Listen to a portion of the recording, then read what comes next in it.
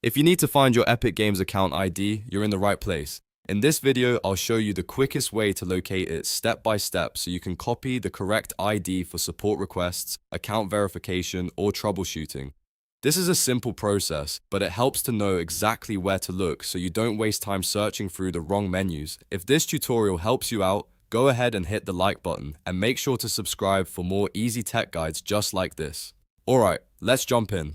First, open your browser and go to the official Epic Games Store website. You can do this by visiting Epic Games in your browser and making sure you're on the official site before signing in. Once the page loads, look to the top right corner and click Sign In. Enter the email and password linked to your Epic Games account. Then complete any verification steps if prompted. After you're signed in, move your cursor to your display name in the top right corner. A drop-down menu should appear. From that menu, click Account. This will take you into your Epic Games account settings area. On the left side of the screen, make sure you are on the account settings tab. This is important because your account ID is listed inside the settings section, not on the main store page. Now scroll through the page until you find the account information section.